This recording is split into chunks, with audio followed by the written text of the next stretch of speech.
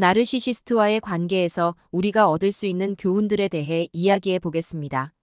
먼저 나르시시스트라는 단어를 들었을 때 많은 사람들은 자신을 지나치게 사랑하는 사람 혹은 자기 중심적인 사람을 떠올릴 것입니다. 하지만 실제로 나르시시스트의 성격장애는 그보다 훨씬 복잡하고 심각한 문제입니다. 나르시시스트와의 관계는 매우 힘들고 때로는 파괴적일 수 있습니다. 오늘 저는 이러한 관계를 통해 배울 수 있는 교훈들을 중심으로 이야기를 해보려 합니다. 나르시시스트와의 관계에서 가장 먼저 알아차릴 수 있는 것은 그들이 얼마나 매력적이고 자신감에 차 있는 사람들로 보일 수 있는지입니다. 이들은 초기에는 매우 호감을 주며 당신에게 마치 모든 것을 줄 것처럼 느끼게 만듭니다. 그들은 당신을 특별하게 만들고 자신의 세계의 중심에 있는 것처럼 느끼게 합니다. 그러나 시간이 지남에 따라 이러한 행동은 점차 변하게 됩니다. 그들이 원하던 것을 얻었다고 느끼면 그 매력은 점점 사라지고 당신은 비판과 조작의 대상이 되기 시작합니다. 이러한 과정은 자주 가스라이팅이라는 형태로 나타납니다. 가스라이팅은 상대방이 자신의 현실 인식을 의심하게 만드는 심리적 조작의 한 형태입니다. 예를 들어 나르시시스트는 자신이 저지른 실수를 부인하거나 당신이 잘못한 것처럼 느끼게 만들 수 있습니다. 그들은 종종 너가 예민해서 그래, 너가 과민 반응을 하는 거야와 같은 말을 하며 당신이 문제의 원인이라고 느끼게 만듭니다. 이러한 과정에서 자신감을 잃고 자존감이 크게 떨어질 수 있습니다.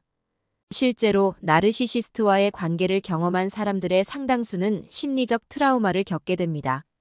연구에 따르면 나르시시스트와의 관계는 포스트 트라우마틱 스트레스 장애 PTSD를 유발할 수 있으면 이는 심각한 정신 건강 문제로 이어질 수 있습니다.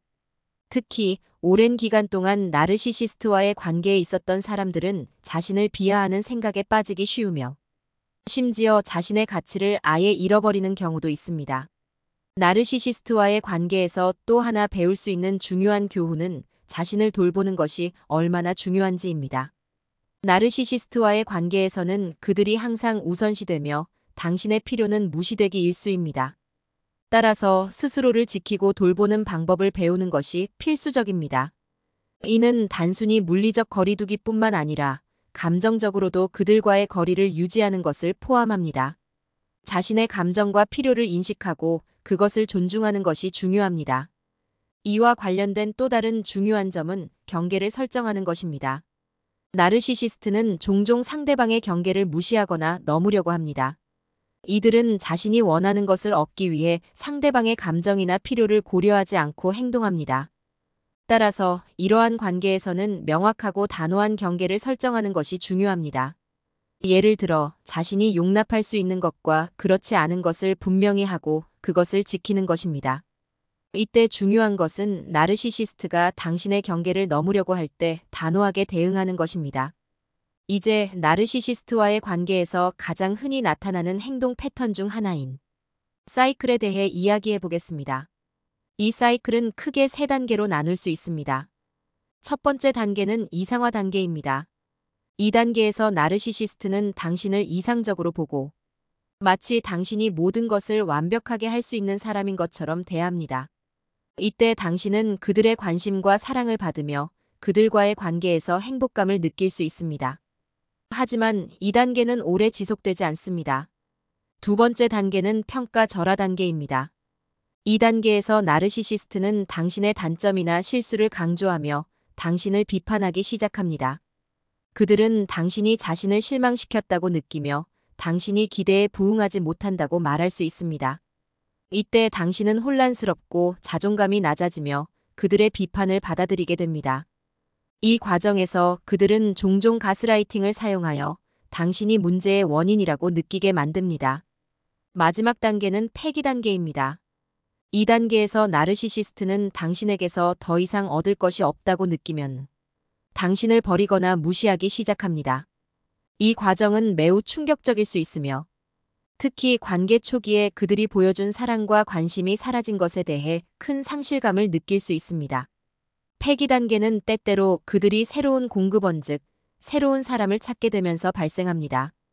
이 과정에서 당신은 완전히 버려진 기분을 느낄 수 있습니다. 이러한 사이클을 경험한 많은 사람들은 혼란과 좌절감을 느낍니다. 특히 나르시시스트와의 관계에서 탈출하려는 사람들에게는 이 사이클이 매우 힘든 경험이 될 수 있습니다. 그러나 중요한 것은 이 사이클이 반복될 수 있다는 것을 이해하고 그것을 인식하는 것입니다. 사이클을 이해함으로써 당신은 그들이 다시 같은 패턴을 반복하려 할 때 이를 예측하고 대비할 수 있게 됩니다. 이제 나르시시스트와의 관계를 마무리하고 난 후에도 어떤 교훈을 얻을 수 있는지에 대해 이야기해 보겠습니다. 첫 번째로 나르시시스트와의 관계는 당신의 감정적 회복력을 키울 수 있는 기회가 될 수 있습니다. 이러한 관계에서 벗어나기 위해서는 강한 정신력과 결단력이 필요합니다.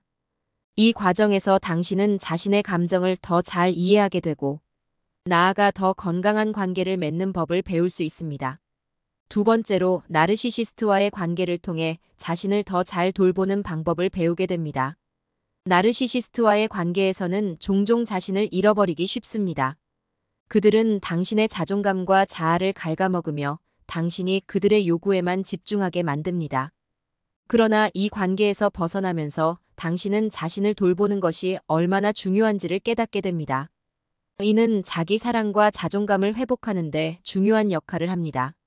세 번째로 나르시시스트와의 관계는 당신이 미래의 관계에서 무엇을 피해야 하는지 배우게 합니다. 당신은 이 경험을 통해 더 건강하고 존중받는 관계가 무엇인지 깨닫게 되며 다시는 같은 실수를 반복하지 않게 됩니다. 이 과정에서 당신은 자신의 경계를 더 잘 설정하고 그것을 지킬 수 있는 능력을 키우게 됩니다. 결론적으로 나르시시스트와의 관계는 매우 힘들고 고통스러울 수 있지만 이를 통해 우리는 중요한 교훈을 얻을 수 있습니다. 이러한 관계에서 벗어나면서 우리는 자신을 더 잘 이해하고 더 강한 사람으로 성장할 수 있습니다. 그리고 무엇보다 우리는 자신을 사랑하고 존중하는 법을 배울 수 있습니다. 나르시시스트와의 관계에서 얻은 이러한 교훈들은 우리가 앞으로의 삶에서 더 건강한 관계를 맺는 데 큰 도움이 될 것입니다.